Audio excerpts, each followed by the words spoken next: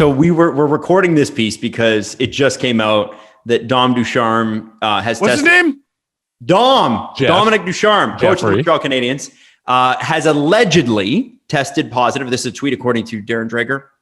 Allegedly tested positive for COVID and will be sidelined for 10 days. That could be not only this round, but a good chunk of next. That is unbelievable. And now the Montreal Canadiens. How many teams have had 3 different head coaches behind the bench in a season? Because that's what they're about to get. They're about to get their 4th head coach since Kirk Muller, right? Last year. September. Yeah. And early predictions seem to be that it'll be Alex Burrows managing the bench tonight.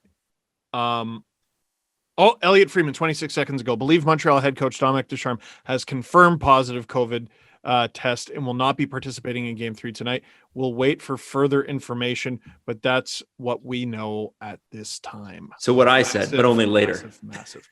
Yeah, I thought there might be extra details. SDP, the Steve Dangle Podcast, with your hosts, Steve Dangle, Adam Wilde, and Jesse Blake. Let's go. Candace, you ready? Tina, you ready? You guys good? You excited? You pumped? Totally. Yeah. Up.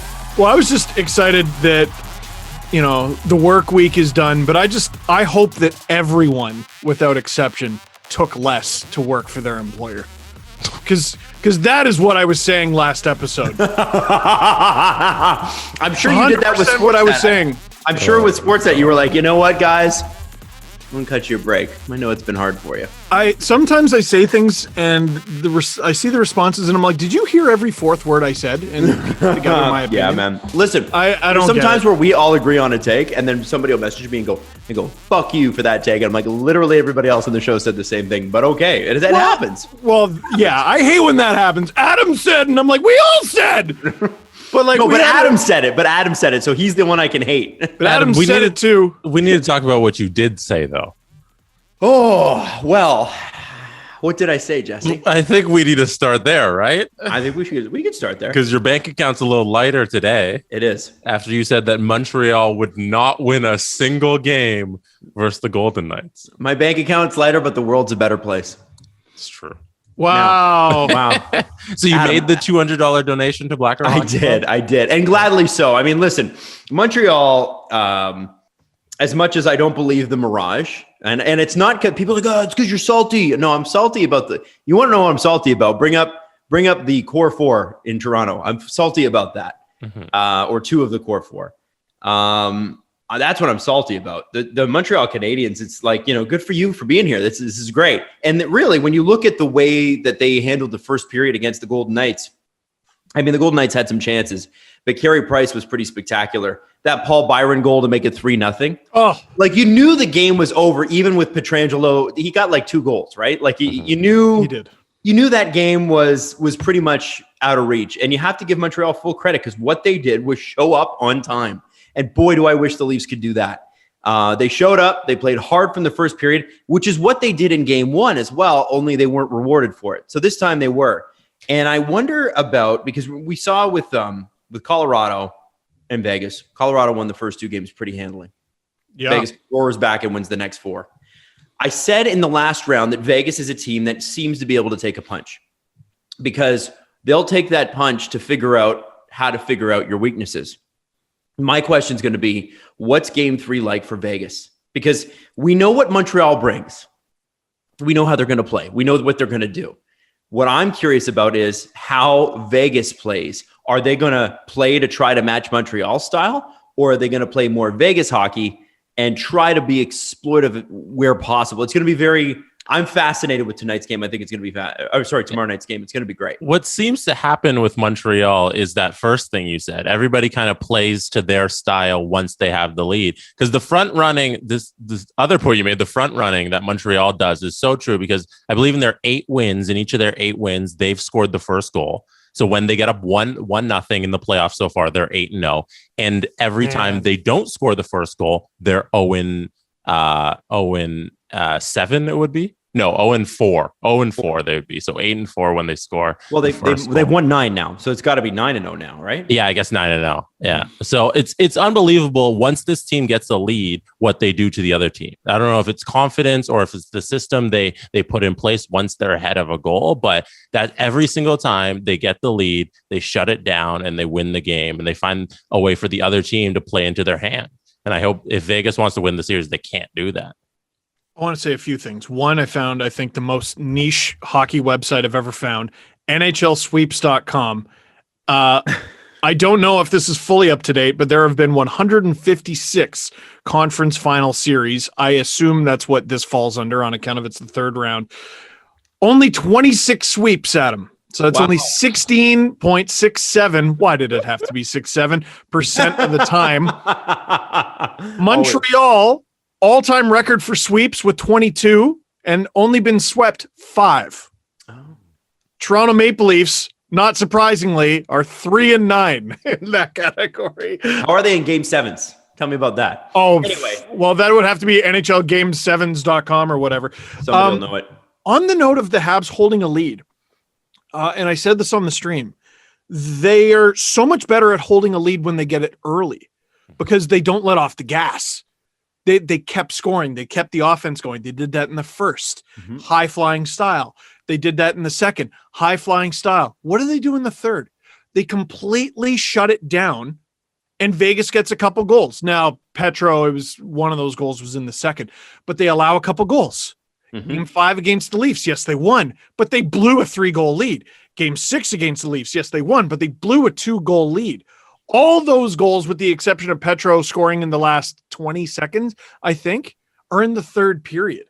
So there is a flaw to the style. The real key to their style, you're way too focused on X's and O's, guys. There is a course called The Religion of the Montreal Canadiens. I believe they offer it at McGill University. Cool. Okay. And I wish I could get the notes for the class on voodoo, where they put a curse on one of the team's top 2 centers. Montreal right now is 3-0 at knocking out the other team's first line center. How?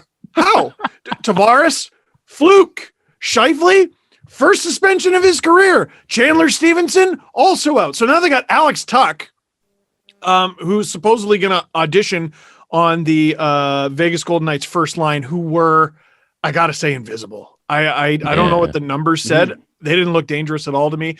Patches, they did have that 1-2-on-1 where he hit the post. They did look dangerous there. But other than that.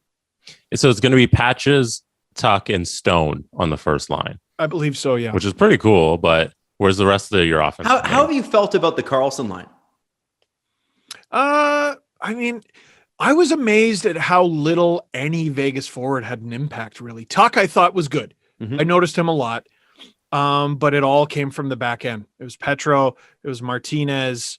I'm trying to think of the other good plays I saw. White Cloud is again struggling a little bit. I do sometimes feel bad for the young guys on these teams that make it really deep into the playoffs because they look like liabilities and they're actually really, really good players. It's just the standard is so high. You know who I was so low on in 2018?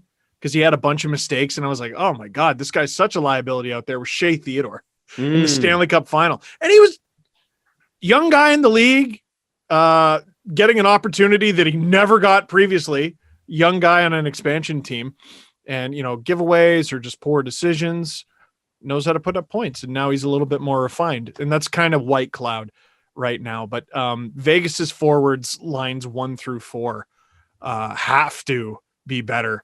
Because all their offense, the defense had to do everything, it seemed. Yeah. It's also encouraging that the first things when we talk about Montreal, it isn't just, Carey Price stole the game. Like, we didn't come on here and just be like, Carey Price, unbelievable. He had an amazing game, and that's why they won. No, they're getting some play up and down the lineup, and they have a great system amongst their forwards and defense, and they're really winning these games. But let us not diminish what Carey Price has brought. Because in the third period, he was great. Holy shit, that final 2 minutes. Wow. Yeah. That was crazy. Well, and that stop, who was that stop on there? Because I don't have the broadcast audio. during the game, I was like, oh, goal. What? And then I'm like, oh, it went off the crossbar. And then you watch it. He actually got a piece of it. That might've been Pacioretty as well. I don't remember, but like he is money in the bank for 3 spectacular saves a game. Yes. Like just, yeah, he's going to stop high danger scoring chances. But I mean, how did that not go in? Scoring chances. And am I alone in saying I don't think he looked comfortable at all in the first period? And Vegas the first really, two, it was like iffy for Price, and then the third period, just out of nowhere, he was great. And Vegas blew it. Like I was watching him move around, and I'm like, oh my god, they mustered 4 shots. Yeah, I think. Yeah, they actually weren't that outchanced in terms of attempts on net. But, oh, my God, it's a struggling goalie no matter what their name is, and you only get 4 shots on goal. You can't. And Marc-Andre Fleury, who, I mean, is a huge part of what Vegas is going to do. I mean, they caught him, I think it was goal number 2, where he was sort of in transition. Like he's moving his pads to this. He's coming across the top of the crease, and I forget who scored it, but it was basically off the face-off. Toffoli. That's it. Yes. Yeah. And they catch him in transition like that. And I think, if I'm either of these teams, I look at the ages of these goalies and the injuries they've suffered, and it's not a particularly nice thing to bring up, but this is how you kind of got to look at it. Where are Carey Price and Marc-Andre Fleury's weaknesses are going to be? It's going to be in your side-to-side movement. Doesn't mean that they can't. Doesn't mean they're not world-class, both of them. But if there is going to be a weakness, you would think with the hips and the knees and the groins and the fact that they're both, was Price 33, 34 now? And something like that. Marc-Andre Fleury's 37. That's just time. Yeah, and you lose a little bit of that flexibility with age. You do. So it's interesting to see that sort of happen a little bit too. And I wonder, I saw a lot of crisscross sort of stuff, especially from Vegas on Montreal, and Carey Price, I think in the second period just had this spectacular kick save with his right foot. And I forget who had it. And everybody thought it was in. The entire arena got up and it did not go in, and they hadn't even scored a goal to that point yet. But it might have been. Who knows? It was a Pietrangelo pass, who I think he had a good game. He did. The thing is, it seems like that's what Vegas is trying to do. They're trying to make Carey Price move back and forth. But if you can't get anything going in the offensive zone, the way Montreal is, the forecheck, everything else, you're never going to make Carey Price move. You're never going to make a move. They do a really good job of generating traffic too, which just makes it really hard to commit. Going one way or the other. And you know how every year the Stanley Cup winner has third or fourth liners who you notice? Yes. Every year. Yeah, like Maroon was sort of that for the Lightning. Yanni Gourde was a guy deep in the lineup who I was absolutely in love with last year. 2018 with the Capitals, it was Brett Connolly and Devontae Smith-Pelly. Boy, is Joel Armia giving the Montreal Canadiens that. He really is giving them that. Mm-hmm. This big guy, able to contribute deep in the lineup. Everyone's focused on Corey Perry because, name brands are still big. But as feisty as he is, I'm noticing him slow down, and it's Armia, who is just a bull in a china shop in front of the net. I really am just fascinated because we all agree Vegas should be the favorite in this series. Tampa should be the favorite in the other. Mm-hmm. There's nothing wrong with saying that. One are the reigning champs. The other finished second in the league. And Montreal's style is just so simple.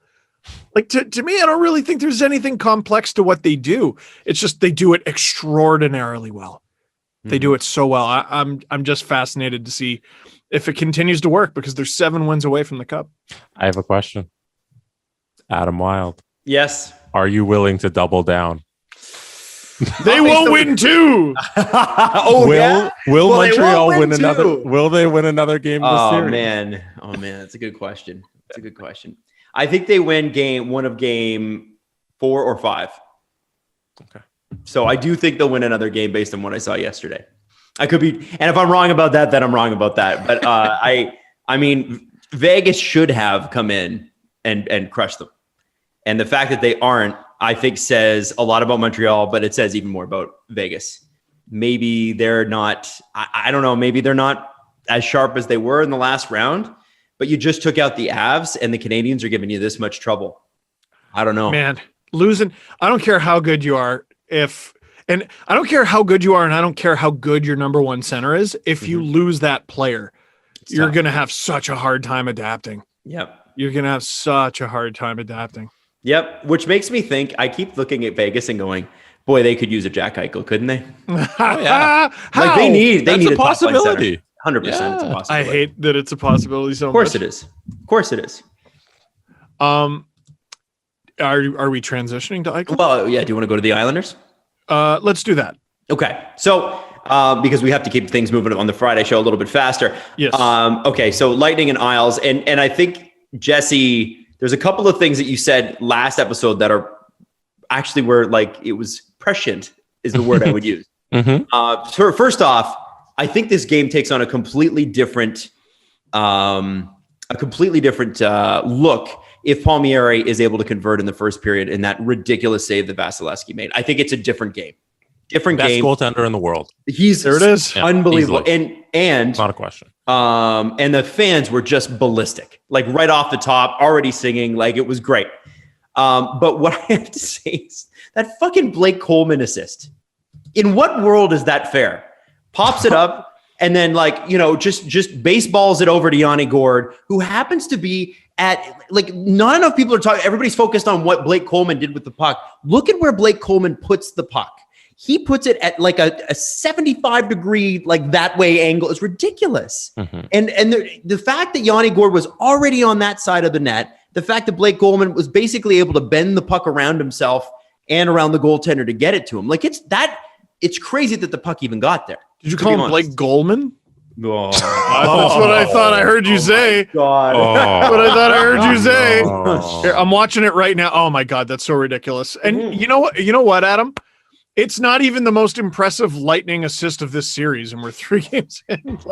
And it comes off of if you rewind that play, and I forget the defenseman that makes the initial pass, but it goes back to what the point Jesse made last episode with the Lightning, and it was the Hedman pass all the way down the ice to, I think it was Kucherov, but I don't remember. Yeah, it was Kucherov, and then Kucherov fed it over to I forget who scored. That pass. This goal was Cernak. Yeah, Cernak's the one who has the breakout. Yeah, it's the blue line to blue line pass. And you know what's interesting about the Lightning? Their transitions through the neutral zone are so. And again, I compare everything to the Leafs. Whatever, we watch the Leafs a lot. Their transitions through the neutral zone are so much faster. Yeah. They're so much quicker. The Leafs would have carried the puck all the way up. And what that does is it allows opposing defenses to line up on the blue line and go, you're not coming through. And for the Leafs, it's like we either dump this or we whatever. But what the Lightning are doing, and Jesse pointed this out, they're spreading you deep and wide. And you can only have, it's hard to play man on man. It really is. And when the Islanders' strategy is to challenge the puck, the Lightning be able to do that with their speed. It's such an advantage that they can break down the Islanders' defense like that and get these goals. I wonder if Barry Trotz moves to a little bit more of what the system was in Nashville, which they had the puck challenging thing, but they were much more of a zone defense from what I remember when he was like back in the day. And that team didn't really have a lot of talent on it at the beginning. I wonder if that's the only way that the Islanders can combat this, because they know coming into this, they can't outscore the Lightning if we're playing back and forth hockey. Yeah, run and gun. Well, how about the Lightning with their defense in the third period? 13 shots total. Islanders in a period they were losing the entire time, only mustering 8. And it wasn't even their worst period because they only had 7 in the first. The Lightning, man, they're no joke. They're not.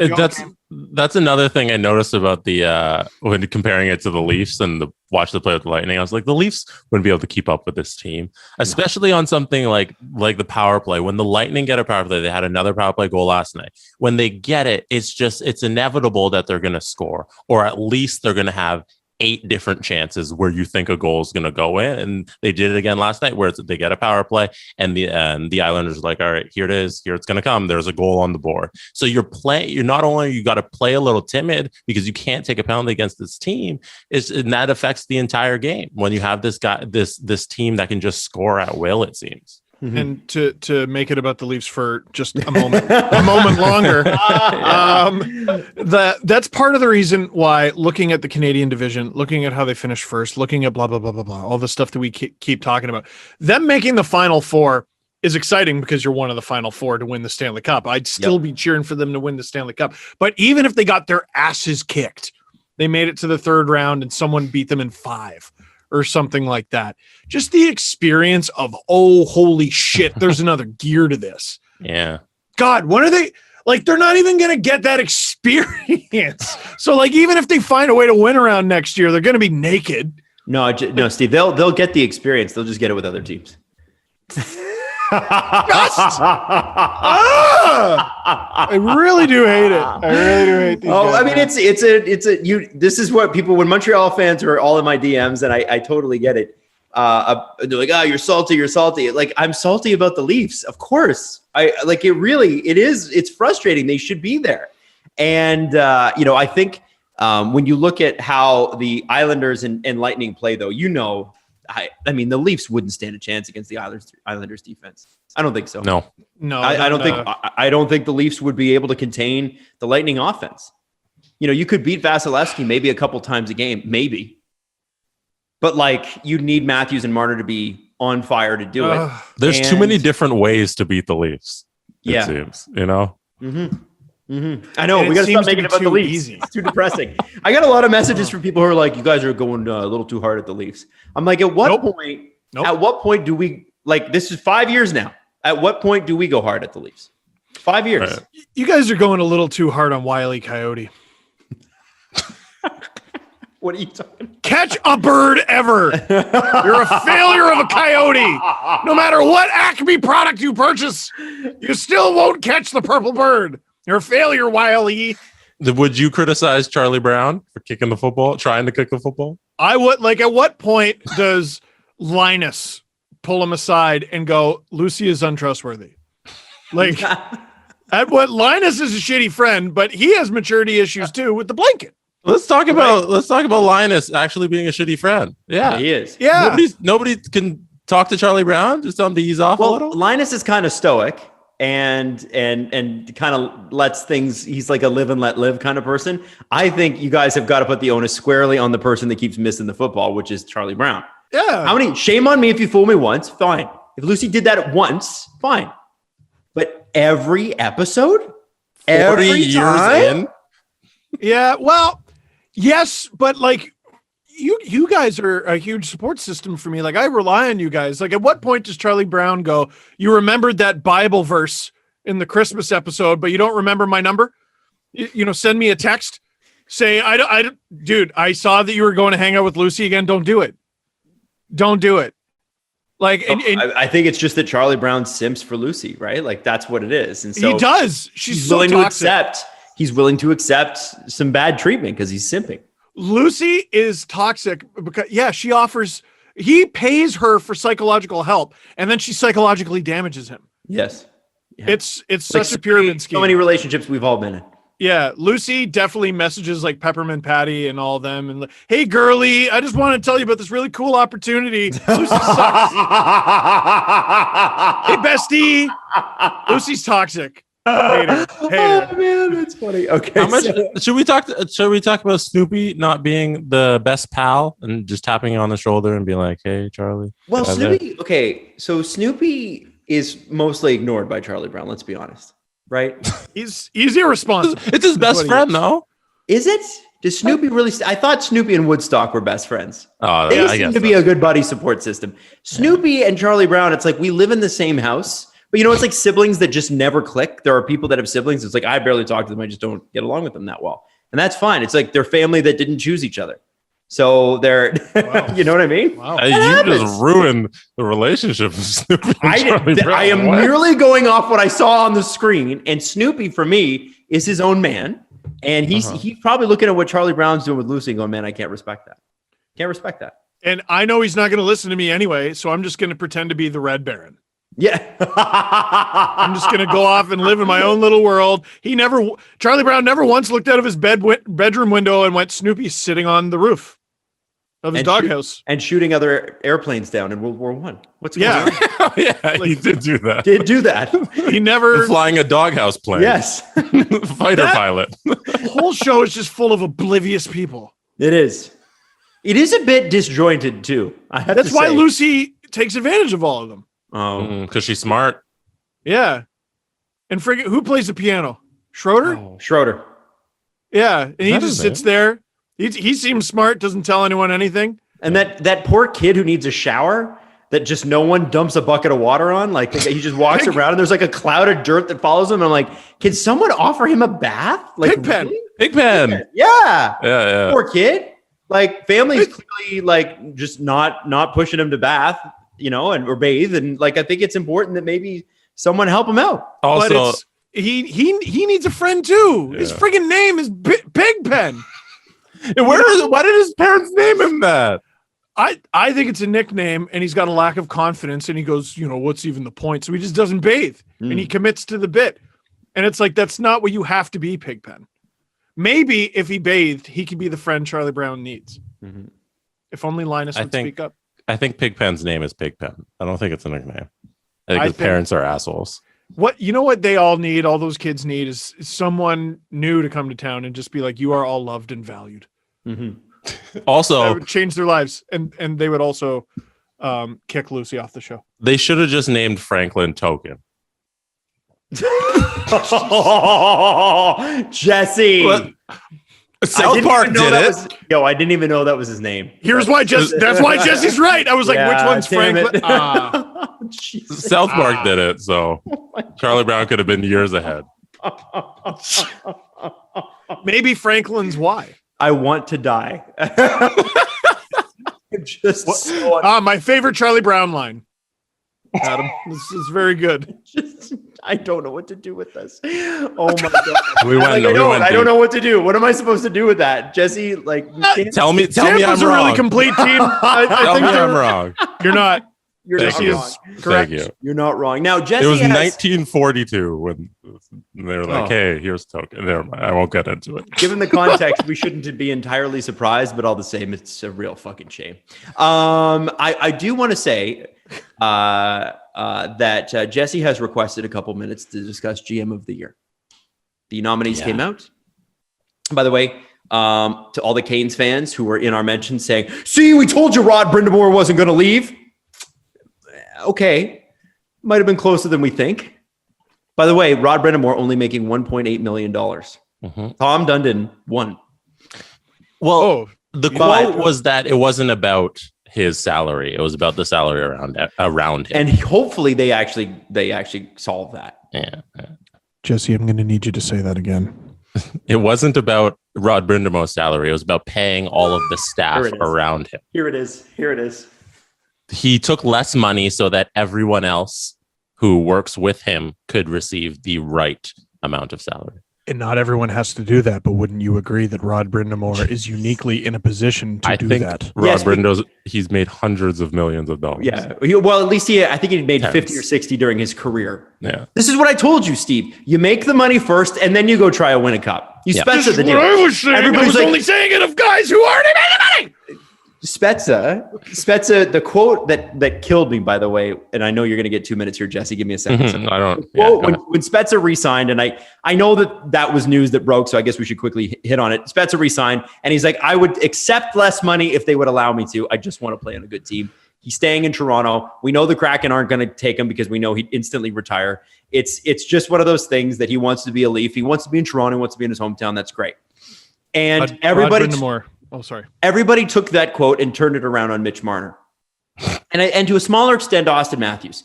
Now, to be fair, I don't think that is fair.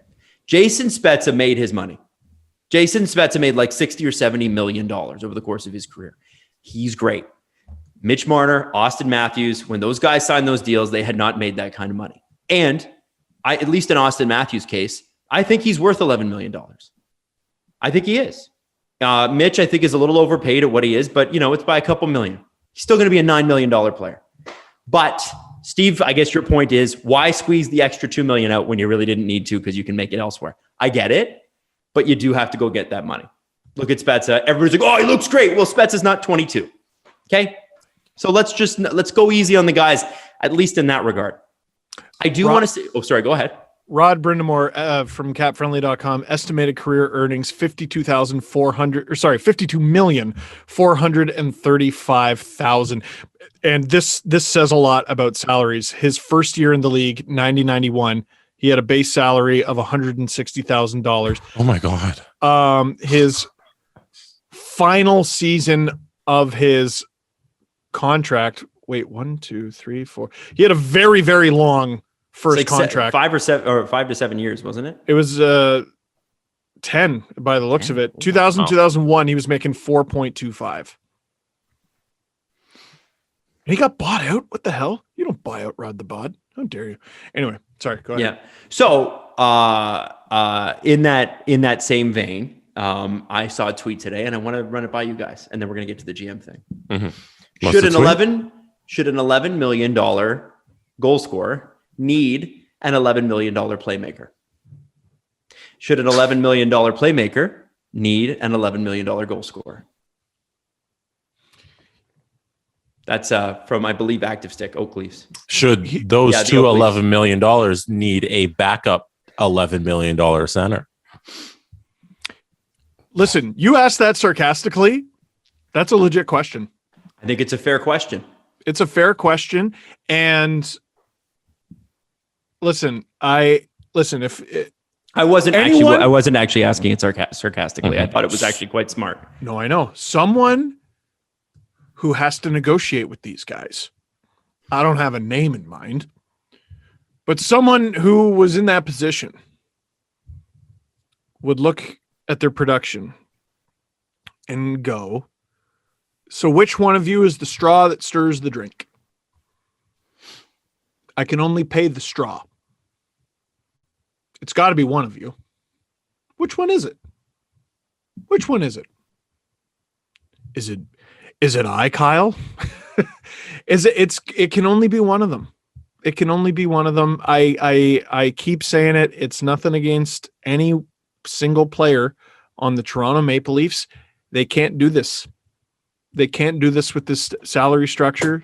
There was maybe a situation where they could have, and the pandemic. This year would have been the year. Well, this year would have been the year. And moving forward, if the salary cap kept going up. Fellas, how's that beach pod treating you?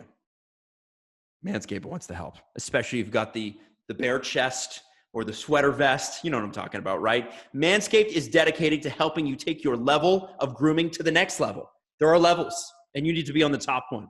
So the Perfect Package 3.0 kit comes with the Essential Lawnmower 3.0, waterproof, cordless body trimmer, and a ton of other liquid formulations to round out your grooming routine. This is the best trimmer on the market for those of you, like me, who need a chest shave. See?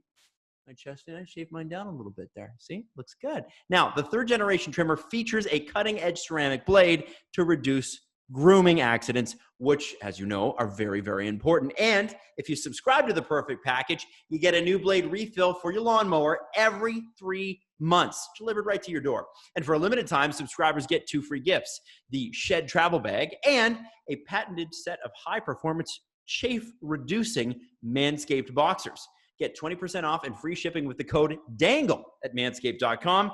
Do yourself a favor. Always use the right tools for the job. 20% off, free shipping, manscaped.com, code word DANGLE. So when unnamed negotiator goes through that conversation, Steve, what happens if truculent agent says, well, my guy is the guy, and you've already signed the guy that isn't, which is what truculent agent actually did? Yeah, you trade them. Did you want a more complex answer? You trade them. Do you give them the contract and then trade them, or do you trade them in that moment? Trade them in that moment. That would have been, I think you would have been upset if Mitch Marner was traded before signing that deal. Yeah, and then he would have signed for $12 million with the Columbus Blue Jackets, and I would have been like, oh, never mind. And then it does seem like it's an unstoppable force meeting an immovable object right now. It might not be, and it might not end up being the case, but it just does seem like there's going to be, in the next 18 months, one of those fours moving. Has to. And like, again, it's nothing against the player. Reality changed. The cap would be approaching, it probably would have been around 85 this season. It'd be over 90 by the time his contract was done, maybe even 100. No, it's just not going to happen. It's just not going to happen, fellas. Well, what about the we can and we will? It's a quote. It's a stupid quote. You trade the guy and wear it, and you erase the conversation about it by having a fantastic hockey team. But no. The other thing I would say is that he did keep them, and they didn't perform. So the quote's true. We can and we will. The question was, could he resign them? He did. Yeah, but you're more susceptible to this shit. Just like Myrtle said, you're more susceptible to this by having, I'm going to say 3 guys. William Nylander's not fair. I mean, I understand that he started the sequence of events. He's making 7, not 11. It's just not the same. Mm-hmm. He's also performed like a $7 million player. That's the whole thing. If Mitch Marner, Austin Matthews, and John Tavares all performed at the level of their contract, the amount they're getting paid, then we wouldn't complain. William Nylander showed up in the playoffs and during the regular season, especially in the 1920 season, he was unbelievable. He was way above his pay grade, or at it at least. He's at it at least. So nobody's complaining about that deal. No, it's a good deal. Yeah, it's just a good deal. It's about the 11 because he hasn't performed like 11. And you say, well, in the regular season, guy's a top 5 scorer in the NHL. So, and the regular season's what they're paying for, technically. So anyway, Jesse, what did you want to say? We'll move on from the Leafs and the depression that follows that. What did you want to say about the GM of the year? You requested, I want 2 minutes. Probably don't even need 2 minutes. What grinds my beard with Jesse Blake? GM of the year finalists came out this week. Mm-hmm. It's Marc Bergevin, Lou Lamoriello, and Bill Zito of the Florida Panthers, New York Islanders, and Montreal Canadiens. In a league where they screw up everything, somehow they continue to screw up everything and top themselves each and every time. Do you guys know when the GM of the Year award is voted on? I bet it was 2 minutes ago. They vote on it at the end of the second round because that makes complete sense because the NHL runs this league. So they would pick this arbitrary point at the end of the second round. They say, all right, ballots are closed. Not at the end of the season or at the end of the playoffs. No, in the middle of the playoffs, where clearly you're going to get biased opinions because of recency bias, and the things that are happening in the playoffs affect the decisions of the voters. So you get maybe Marc Bergevin, who finished 18th in the regular season, become a GM of the year candidate. It makes zero sense to hold voting at the end of the second round. And I don't understand why anyone would do that. That's all I want to say. Can I say that I would say 2 of the 3 picks, God, maybe even 3, don't make sense. But they are right to vote on this and only this award at the end of the second round. Why? That's my hot take today, because playoff performance matters. So do it at the end of the playoffs. Jesse, I'll meet you there. Yeah, I'll meet you there. That's what I'm saying. Don't pick the middle of the playoffs. The middle is silly. That's all I'm trying to say. I thought you were saying it should be at the end of the regular season. No. I think it should be the day before free agency opens. Like go all the way to the draft. Do the full. If it's a GM award, also first of all, the GM of the Year award is the Stanley Cup. Like that's Jeff Merrick quote. That's where it goes. That's from Jeff Merrick. The Speaking GM of which, we need to have him on. Oh yeah. No. Yeah, no. We need to have Jeff on. We need to have Elliot on. We need to get these guys back on. Let's do it. Too long. I think it comes down to being afraid to ask.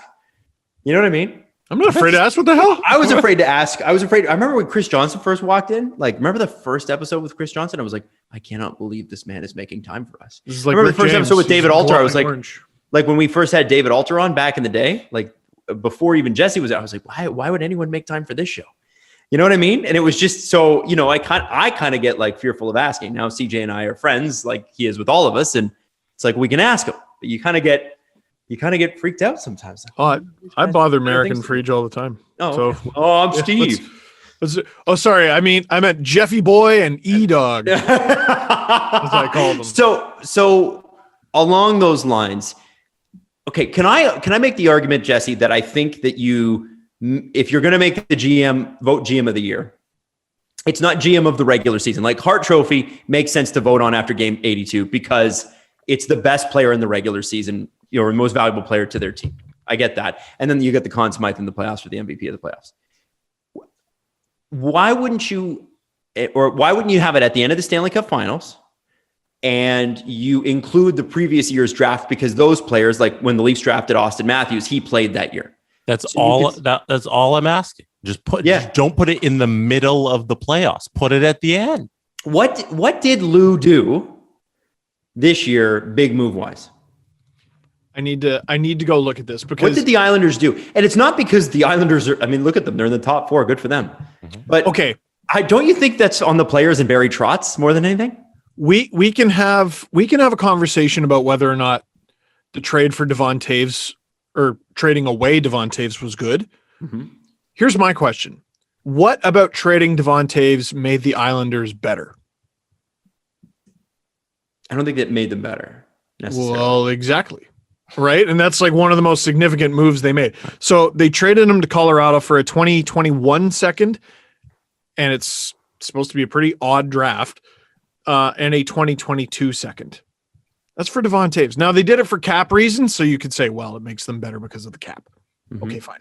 Well, if there's an absence of evidence, that doesn't necessarily mean that the truth is there. Do you know what I'm saying? Right. So here, just because you don't have evidence doesn't mean that you can make that decision. Lou also acquired Palmieri and Zajac at this trade deadline. He did. Okay, that's the thing that happened. They've made 5 deals since the end of last season. They got AJ Greer for Kyle Burrows. They got 2 seconds for Devon Toews. They traded future considerations for Dmytro Timashov. Oh, there's a name. And then they ditched AJ Greer, who they got from the Colorado Avalanche, along with Mason Jobst, a 2021 first and a 2022 conditional for Kyle Palmieri and Travis Zajac. And they also acquired Braden Coburn from the Sens for a 2022 seventh. So, did he get nominated for GM of the year because they got Palmieri, Zajac, and are in the Final Four? Yeah. Also, Lou won it last year. I don't know if you guys remember. He did. He was the GM of the year last year for doing not much either. Well, he got Varlamov to replace Leonard. Last year, you mean? I was like, you did? That was no, last year. And he signed Barzal in the offseason. Mm-hmm.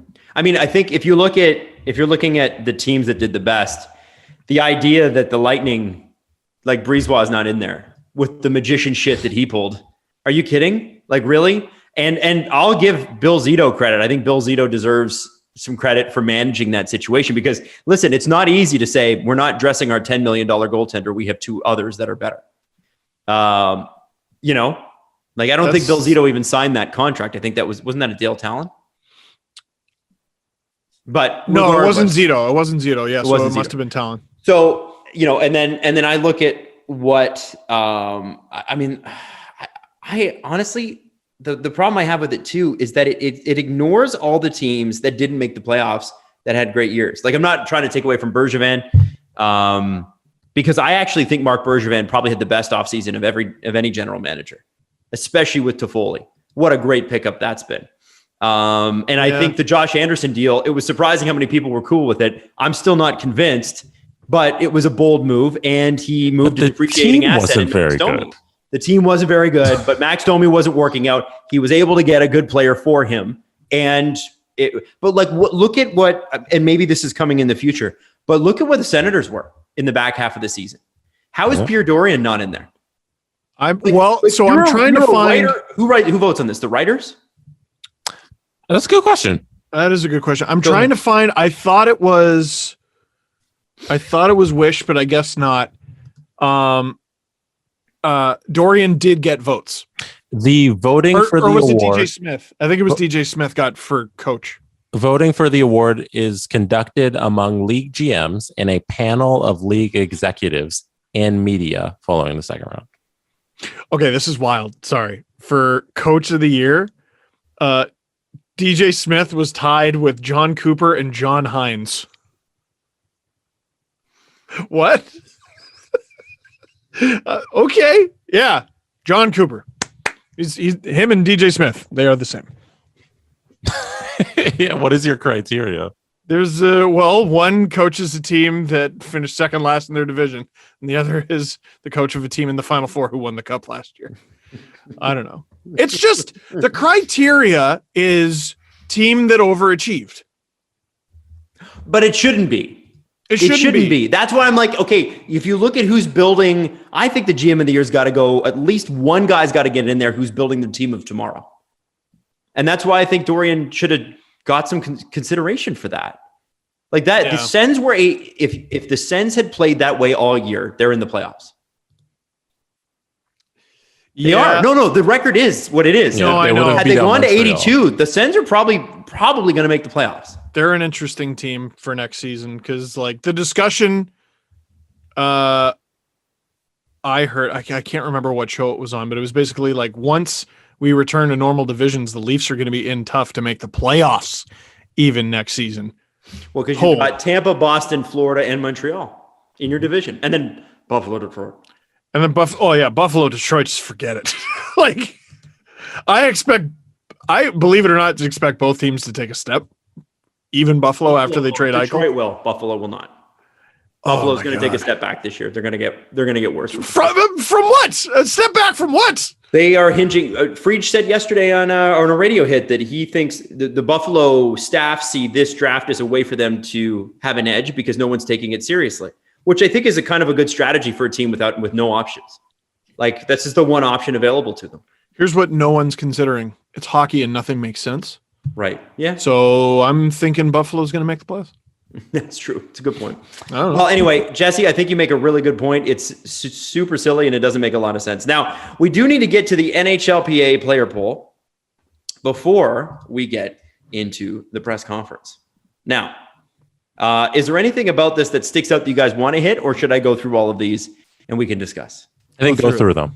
Go through the fun. Yeah. Okay. This is, again, as voted on by the player. The NHL player poll is back with the 2021 edition. Nearly 500 players were surveyed on 14 hockey-related questions during a unique pandemic-shortened season. Players weighed in on a variety of topics covering on-ice skills, the schedule, the player style, and their sticks in their suits, and more. Here are the results. On ice, who is the best goal scorer? In first place, Austin Matthews. Not really surprised. He won the Rocket Richard.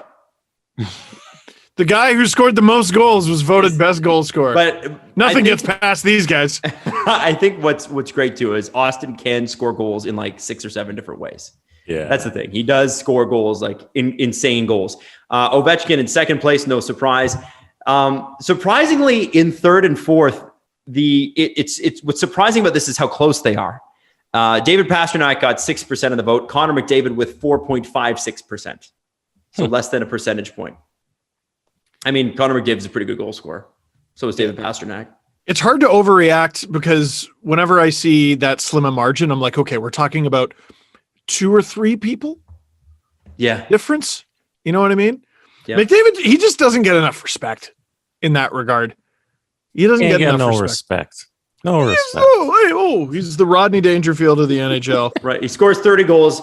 But everybody's like, well, he had 70 assists. We got to focus on that. Yeah. 30 goals is no joke in a 56-game season. No, he plays with Draisaitl. It means less. Now, if you're the best player at your position, as voted on by other players, and you're the best by 57%. So the next closest guy is 57 points behind you. That's got to be, to me, the Norris Trophy right there. If you're a defenseman.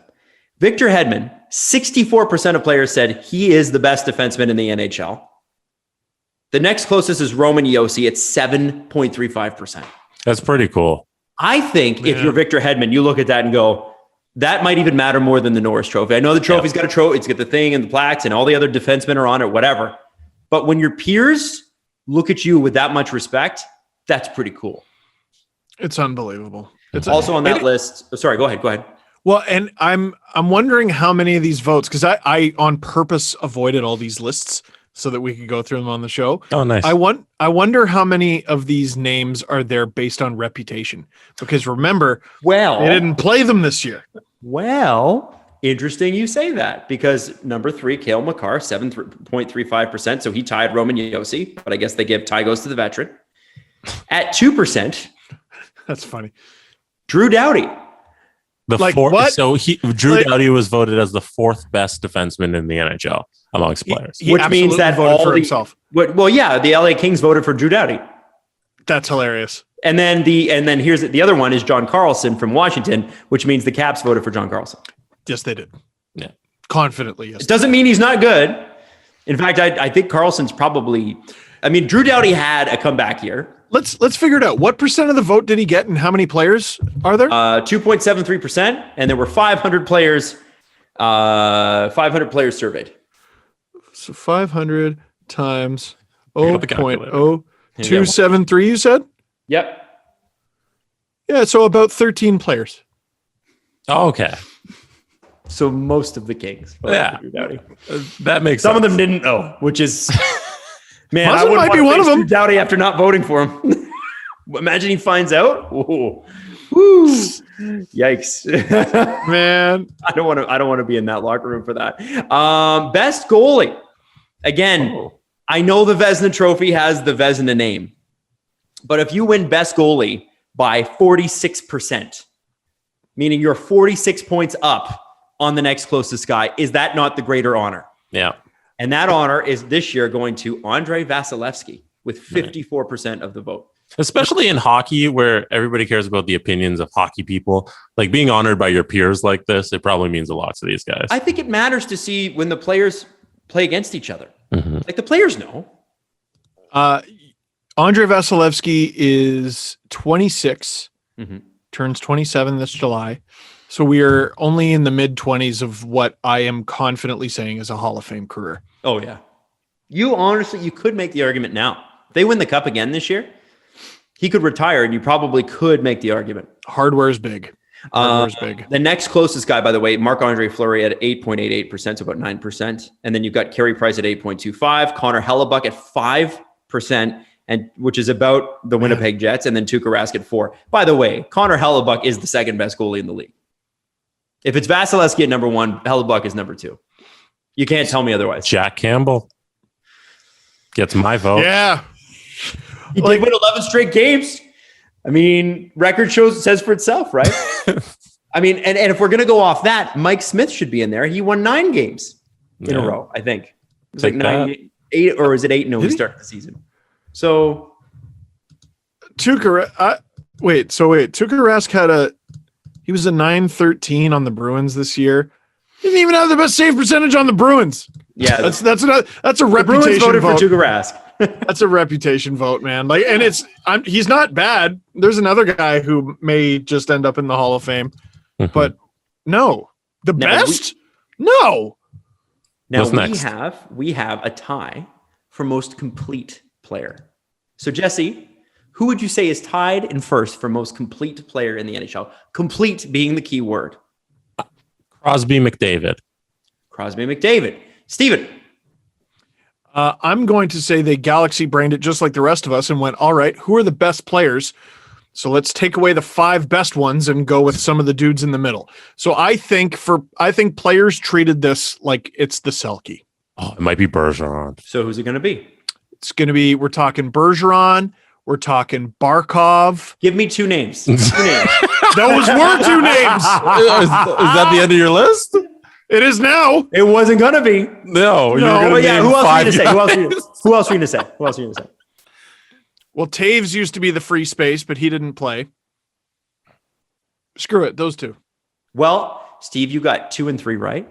Jesse, you got amazing. 1. You got 1 right, and you said the second one later. Bergeron. Crosby and Bergeron tied at 23.78% as the most complete players in the NHL.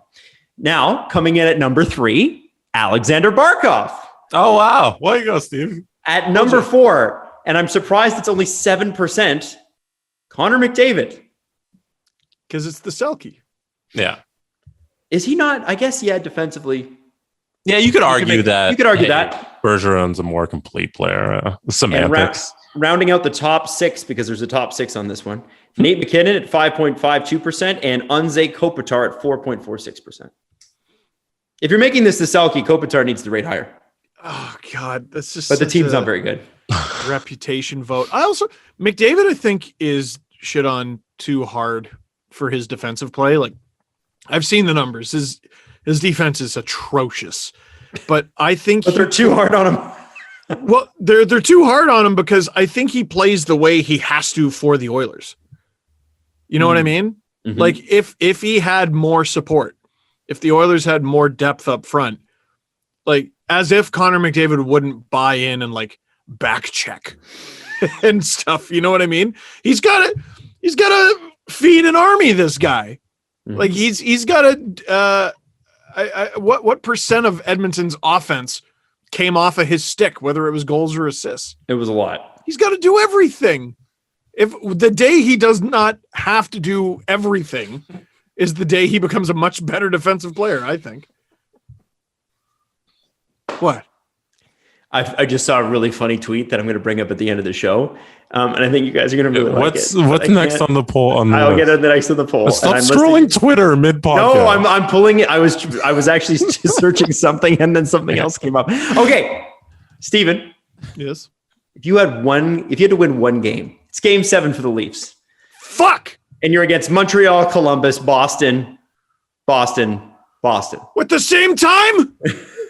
You have one player in any position that you want on your team. Who's that player? I get to pick anyone in the league? Anyone in the league. Is that the question they were asked? That's the question. You have to win one game. Number 1, I think, is going to be Carey Price. Interesting. Yeah. I guess I'm not right.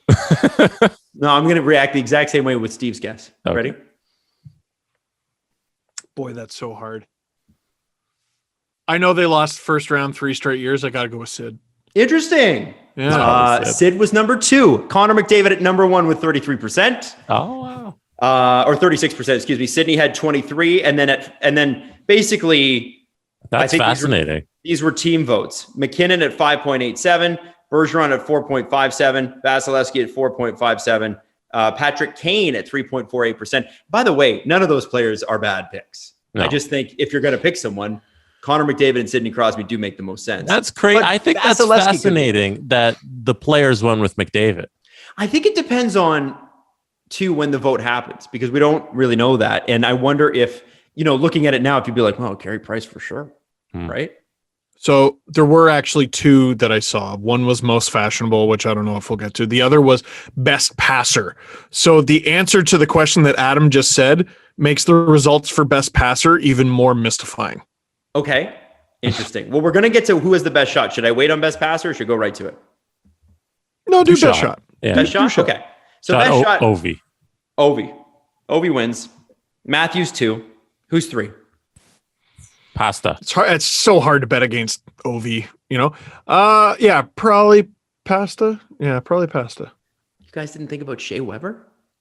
What? With that cannon? Because Shea Weber... Crumple it up in a ball, throw it out. List of garbage. Shea Weber could kill a man with that shot. I don't know if that makes it the best one. It just makes it the hardest shot. Right. That's so reputation. That's so reputation. Well, is it accurate? Like he keeps it low, but like is Shea Weber picking corners? I know he scores a shitload, but in the entire National Hockey League? And then number 2, Patrick Laine, number 2. Number 4, Laine, number 5, McKinnon, number 6, Pasternak. Laine's we were wailing on Weber. Laine's a horrible pick. You think I think he's got a good shot. I do too. But he scored 10 goals this season. Yeah, but who has the best physical shot? What? So he just never got open ever. Well, the Columbus Blue Jackets were a tire fire this year. You know that. Come on. I guess. You know what Patrick Laine can do, Steve. Come on. I know what he can do, but he didn't do it. I honestly didn't think this would spark so much debate. Yeah, you're right. This is dumb. Keep going. No, that's what hockey is, guys. This It's is dumb. awesome. This is why we do this. This is awesome. All right. Hockey is dumb. Best stick handler. Who do you give it to? Kane's probably in there. Kane. You give it to Kane. Steve, pick one. Probably him. Patrick Kane. Number 2. Number 2. I wonder if a guy like Giroux is still in there on rep. That's a good guess. Interesting. Is So that's a yes? that correct? That's a our yes. guess. He's one of the 5, right? No, Shut up. he's not. Kane, McDavid. Oh, McDavid. Oh, there you go. They took up 75% of the vote, just those 2 players. Wow. And then with the remaining 25%, you have McKinnon, Matthews, Barzal, and Barkov. The Matthews one is interesting. I know he can really handle the puck, but I don't see him have like even Mitch Marner, I would say maybe is a better stick handler than Austin Matthews. Austin's just a big body boy. He does so much stuff in tight, Matthews. What? That's true. He does it so casually too. Like he just maybe that's what it is. He makes it look easy. Like the quick releases that he does really in tight, and he's able to get so much on the shot. That probably counts when the guys are thinking about it, He does so many. Oh God. He is, when I talk about the difference between the Islander style of hockey versus you can shut your brain off, I can shut my brain off and ooh and ah at Matthews every shift, even if not a single scoring chance is generated. Like, the stuff he does. That's one of the things I miss most about watching the Leafs right now. I miss watching Matthews play. He's so fun. Ugh, I hate them. Best passer. Now, Steve, what did you want to say about this one? Well, so I don't remember the voting. All I remember is that Draisaitl beat McDavid. So Backstrom and Kane split the vote basically at about 20% each, although Backstrom had a slight edge. Draisaitl with 18%, McDavid with half of that at 9%. Oh, wow. And then it's Marner and Crosby. So what's amazing is I commented on this and a bunch of Oilers fans were like, what? It's true. And I'm like, okay. Again, I'm just a Leaf fan who watches Leafs games. I'll trust your judgment. I don't understand how the best playmaker in the league is the second best passer on his team, on his line. Maybe it's skill level? Because the guy who's going to lead assists for the next 10 years probably should be the best passer. So what they're saying is I saw some responses and they weren't like thick. They were just like, listen, he does things that allow him to be the best playmaker. They're talking best passer. So maybe they're talking best stand still pass in the league, best skills competition passer. I'm surprised more defensemen aren't on that list then. That's a great point. No defenseman on that list. Yeah, that's surprising then. If that's Edmund not being on that list is interesting. Right. Even like at his age, Erik Karlsson, at peak, Erik Karlsson is probably the best passer out of the zone. Yep. Makar is a good one. Makar. Yeah. Anyway, that's the list. So it's very interesting to see what the players think. I actually kind of always like these things because it allows nebulous debate about nothing that doesn't mean anything, but it's kind of fun to get into anyway, right? Yeah. I do think the NHL has an issue with its own stars. We talked about, we've talked about this ad nauseum, but the McDavid getting like steamrolled by the Jets in the playoffs and not getting a call, and the fact that Leon Draisaitl could ever win a Hart over Connor McDavid. Not anything against Leon Draisaitl, but they're on the same team. So if you watch the one guy, you must have seen the other guy, right? Yeah, I can see how Crosby beat him this year, Nate McKinnon beat him that year. Okay, but he's not even the best player on his team. We need to prop these guys up a little bit more. I think you can't sell a star enough. You can't do enough to support a star. You need to do more. Here's how good Connor McDavid is. Leon Draisaitl won the Hart Trophy because of Connor McDavid's absence. Oh, yeah, because he was injured. That's how good he is. Yeah. The fact that McDavid was not there got him the Hart. I forgot about that. Yeah. And he performed without him for sure. I'm not taking that away from him, but he's the second best Oiler. Didn't McDavid still play 60 games that season? He only missed a couple weeks. Yeah, he didn't miss that much time. Oh. It wasn't like when he broke his collarbone. Yeah. Whatever. I mean, we're going a little too deep into the past now, but Are we? Are we? Continue. Are we? Anyway, that is our list. Final Now, we do want to make a quick mention about what Rick West, head of TSN, reported this week. Now, here's what we know, and I'm just going to give you the condensed version. I encourage you to read Rick West, head's article. We should issue a warning. Yes. So trigger warning to anybody that could be potentially, I'm sure most people know to what it is I'm referring, but there's this ongoing case where former Blackhawks players are alleging that one of their video coaches from the first championship year sexually harassed and also sexually assaulted them now and against their will, and then threatened them over text message that bad things would happen to them if they said anything. What we found out from Rick Westhead's report, and this is the most troubling part, because, too often you get two sides of the internet looking at a story like this and going, well, all the allegations are unproven. And the other side are going, well, I'll believe the victim. The problem for me in all of this, coming right up the center here, is that we know that the Blackhawks were made aware of this, of the allegations. And at the time, they were asked to go to the police so the police could conduct their own investigation. They did not report these allegations. And if you're one of those people who says innocent until proven guilty, this should bother you. Yes. This should bother you that it wasn't even given an opportunity to be proven innocent or guilty. The Blackhawks said that they conducted their own internal investigation.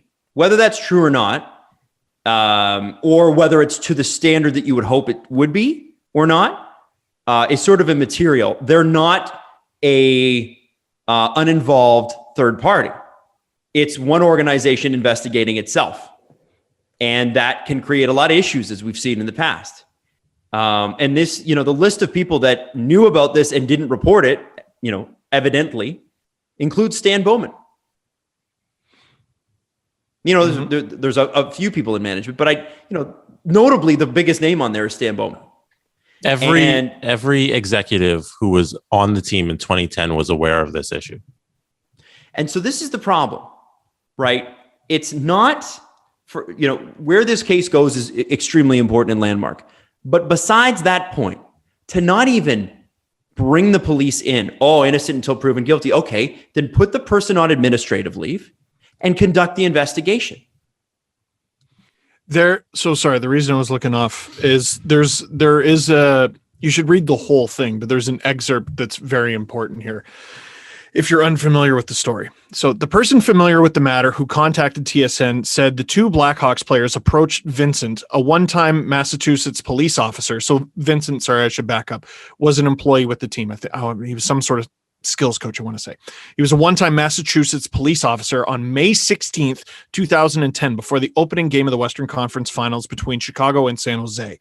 The players allegedly told Vincent that on separate occasions, Aldrich, who is the video coach who's been accused, had gotten them drunk in his apartment, watched pornography, then tried to perform oral sex on them. After the players shared their stories with Vincent, the then Blackhawks skills coach asked Gary, the team's sports psychologist, to follow up with the players, the person said. According to the former Blackhawks players' lawsuit, Gary allegedly convinced at least one of the former players that the sexual assault was his fault, that he was culpable for what happened, and had made mistakes during his encounter with the perpetrator and permitted the sexual assault to occur. On May 17th, the next day, 2010, an off day, and one day after the players shared their story with Vincent, Blackhawks management convened a meeting at the Marriott Hotel in San Jose at about 5 p.m., said the person who contacted TSN. During that meeting, Vincent requested that the team report the alleged assault to Chicago police and asked his colleagues, "What would you do if this happened to your son?" the person said. Vincent's request was rejected, the person said. Aldrich remained with the team through the playoffs and later posed for a photo with the Stanley Cup, the person said, before he left the Blackhawks. Aldrich worked for the Blackhawks for 2 seasons beginning in 2008 after he was an assistant coach at the University of Notre Dame. In February 2010, he also worked as a video coach for the U.S. Olympic team during the Winter Games in Vancouver. So this guy, I can't remember if we spoke about this on the show before when it first came out. But this guy, I believe, went on to work at a school after the Blackhawks. And if I'm not mistaken, he was fired for misconduct along those lines. In 2014, he went to jail for 5 years for sexual assault, and he's now a registered sex offender. So not just for these two players is the not coming forward and going to the police significant. It's now for his actions several years down the line as well, for stuff that he was given a chance to prove his innocence and was found guilty. And they didn't go to the police. So this is what's at stake here. These are very lofty accusations. And it's one of the biggest stories in the sport right now. And no matter where this goes, I bring it back to the original. You cannot tell me it's anything but negligence if you don't at least report this. Yeah. At least if you report it, it's out of your hands. There's nothing you can do. You're not an investigator. That's not your job. But you report it to a third party, the police, and you let them conduct their investigation, no matter what kind of silver chalice you're trying to win. Right. You do it immediately. And I don't think I'm wrong in questioning how, given that detail alone, if that's proven to be correct, how you keep your job. Unless you've gone to some sort of counseling that we don't know about or something like that, and that you can show receipts, fine, maybe I'll grant you that, maybe. But if you're elevated to a leadership position like that, and that's the decision you make, you shouldn't be in that position. And I think that, Rick Westhead's the only guy reporting on this stuff. It's not being talked about. But at the end of the day, this is the ugly side of what can happen in professional sports. Thank God for guys like Rick Westhead, because who else is reporting this? Who else is talking about this? It's not making any panels, not making any radio shows. So let's really talk about this.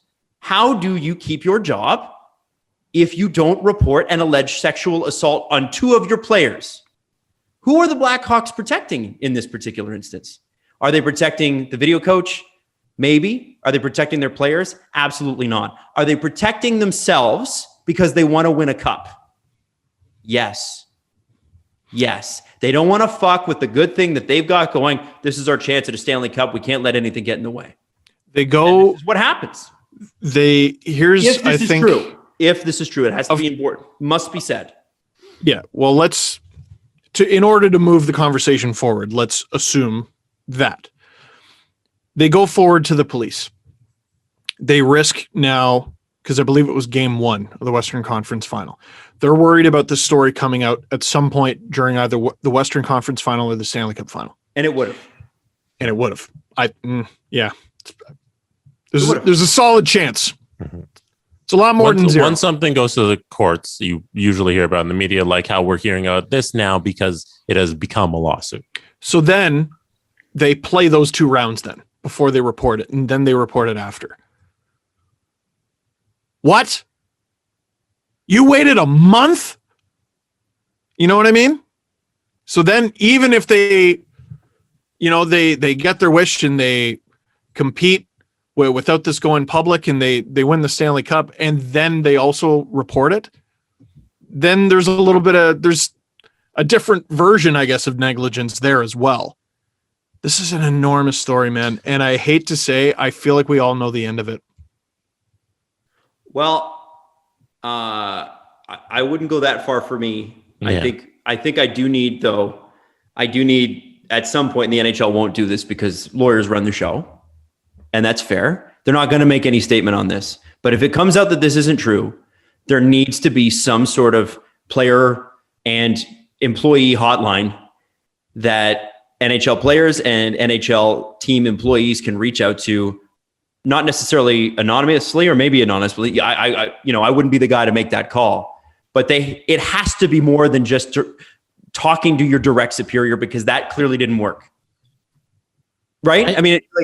I think there needs to be something where the NHL sets up an office or a hotline or something where it's like, if this stuff happens, you can go and call this number and you're not going to lose your job, and you're not going to lose your ice time that night, and you're not going to lose your livelihood, because that's what they're afraid of. You say that, and like I don't even trust an anonymous line that's created by the NHL. If it's third party, yeah, then I can have some faith in it and some trust in it. I just hope I know nothing about laws, and I'm not a lawyer or the judiciary system, but I hope there's some way that if this comes to be true, there's some sort of punishment for an employer not going to the police because they know something about an employee. Like that's such a violation of everything, of someone's rights, that I hope there's a way that this corporation can be charged for that. If that comes to fruition, that their executives chose not to report an assault that happened amongst their employees, and they knew about it, that they were told about it, and they chose not to go to the police. I hope there's a way you can charge them for that if this trial comes to fruition. They are found guilty. If they don't settle, Jesse, because here's the problem too: is they settle. Any settlement agreement is going to include a non-disclosure, right? Yep, we know that. So if they do settle, we're never going to know. Yeah, this will disappear if they settle. If they don't settle and this goes to court, we're going to know everybody. Mm-hmm. And what will be fascinating to see is what is proved in court, because we're talking millions on the table here. And also we're talking the reputation of an entire organization. And that's what makes me think they're going to settle. Because if you're the Blackhawks, from a pragmatic perspective, you pay them. And that's the hard part here. I don't think that progresses us or pushes us forward. No. They'll certainly try. But I wonder, I don't think that's what the player's after. Because if I'm not mistaken, when the story originally broke, what drove the player to come forward is they did not previously know the charge that this former team employee would end up getting down the line. Once they found out about it, they came forward. Interesting. Because they don't want it to happen again. Huh. And no amount of money is going to prevent that. Either way, you could just be proactive right now and set that up. Yeah. The Blackhawks also did come out with a statement in Rick Westhead's article. They did have a statement in there because they were contacted, obviously, about it. And they said that, I'm just going to summarize it, that the statute of limitations on this case is, it should have run out, and on charging them for this should have run out, and that the case should be thrown out is kind of their stance on it, their lawyer's stance on it, and that the team has no specific comment on the direct issue, but that this case should be thrown out because of the 10-year, I believe, statute of limitations on sexual assault cases in Chicago. I mean, the Blackhawks know the truth. Mm-hmm. Oh, yeah. No matter what they say publicly. And they have to live with that, no matter what it is. Innocent, guilty, they know the truth. This story ain't going away. And I got to think the third update is going to be a rather large one. Well, it'll be interesting to see what happens, but we thought you should be aware of it. Let's do the press conference. One quick question. Sure. Something that I don't think is on a lot of people's minds right now, but is a fun question. Will the Leafs re-sign Chucky? That's from @East Coast Leaf. Do we think not? Galchenyuk's coming back? If you sign Galchenyuk at Wayne Simmons' rate, $1.5 million or $1.25 million, does anyone hate that? No, I also think he has a better season if he spends the whole season with the Leafs. He had not a bad start, a disrupted start, if that makes sense. He signed with a team that wasn't the right fit. Sens, obviously weren't bad other than the first month. And Chucky obviously wasn't bad other than the giveaway. I mean, no, I don't hate that at all. The Leafs are going to need, he's a great combination of a lot of things they need. He provides, he can have some high-end skill. He'll be cheap, and there will be built-in chemistry, which is really hard to find. And that's another little bug in the system with the Leafs. Yeah, they got this high-end talent, but every year it seems like they got to recycle, through these guys who make $2 million or less because they just can't afford anybody else. And usually you're not able to have those guys for years at a time. Galchenyuk, if you're able to bring him back at under $2 million, I think would actually be a pretty decent victory for them, especially because they're so weak on the left. I think it's a problem if Galchenyuk plays anywhere above your third line.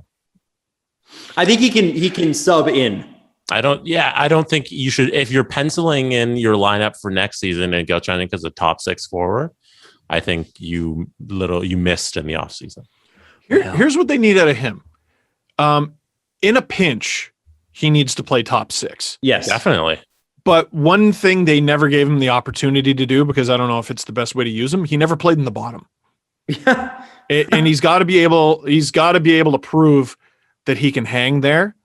And I don't know, surely you can trust him with third line minutes, for the love of God. Mm-hmm.